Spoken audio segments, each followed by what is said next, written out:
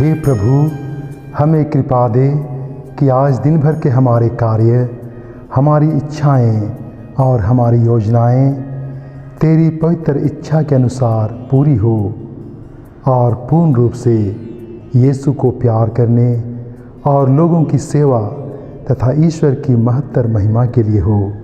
आमीन।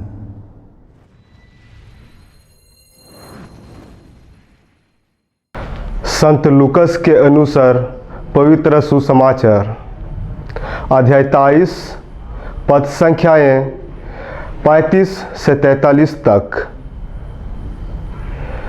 जनता वहां रुककर यह सब देख रही थी। नेता यह कहते हुए उनका उपहास करते थे, इसने दूसरों को बचाया। यदि यह ईश्वर का मसीह और कृपा पात्र है तो अपने को बचाए। सैनिक भी उनका उपहास करते थे।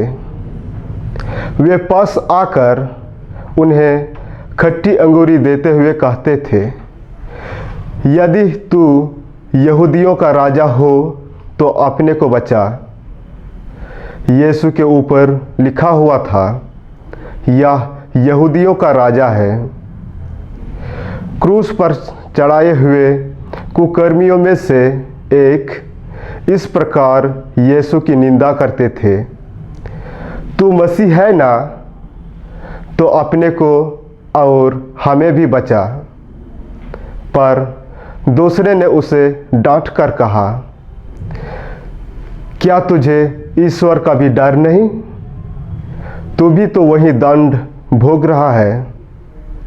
हमारा दंड न्यायसंगत ही है, क्योंकि हम अपनी करनी का फल भोग रहे हैं। पर उन्होंने कोई अपराध नहीं किया है। तब उसने कहा, यीशु, जब आप अपने राज्य में आएंगे तो मुझे याद कीजिएगा। उन्होंने उससे कहा, मैं तुमसे कह देता हूँ, तुम आज ही परलोक में मेरे साथ होंगे। प्रभु का सुसमाचार।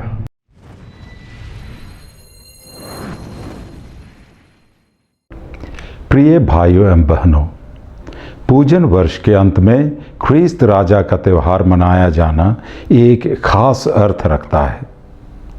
पूजन विधि की अपनी गति होती है, जो मुक्तिदाता के आगमन की प्रतीक्षा से शुरू होती है और उनके स्वर्गारोहण और पवित्र आत्मा के आगमन पेंतेकोस्त में समाप्त होती है। यीशु ने मृत्यु पर विजय पाकर हमें मुक्ति दी है। वे अब संपूर्ण विश्व के स्वामी और राजा के रूप में पिता ईश्वर के दाहिने विराजमान हैं। क्रूस पर लटके यीशु को लोगों और नेताओं की निंदा सहनी पड़ी। यहूदियों के राजा कहकर उनकी हंसी उड़ाई गई, मानो क्रूस की सजा पर्याप्त नहीं थी। पर पिता ईश्वर ने शत्रुओं की योजना को निरस्त कर दिया। यीशु को पुनर्जीवित कर पिता ने उनकी पहचान को दुनिया के सामने स्पष्ट कर दिया। वे शब्द हैं जिनमें और जिनके द्वारा सारे विश्व की सृष्टि हुई तथा जो मृतकों में से जी उठने वालों में पहलौठे हैं। ईश्वर के रूप में जो महिमा उन्हें प्राप्त थी, वह पुनर्जीवित यीशु में पुनः प्रकट हो जाती है। हम ऐसे ही राजा की जय जयकार करते हैं। वे सांसारिक राजा से बिल्कुल भिन्न हैं, क्योंकि वे हम पर शासन करने नहीं, लेकिन हमारी सेवा करने आते हैं। उन्होंने हमको सेवक नहीं बल्कि मित्र कहा है, क्योंकि वे अपनी बातों को छिपाते नहीं बल्कि प्रकट करते हैं। एक मित्र के रूप में उन्होंने अपने जीवन को हमारे लिए समर्पित कर दिया। पापमय अंधकार से मुक्त करके वे हमको ज्योति के पुत्र पुत्रियां बनाते हैं। संत पौलुस इसीलिए कहते हैं कि ईश्वर हमें अंधकार की अधीनता से निकालकर अपने प्रिय पुत्र के राज्य में ले आया है।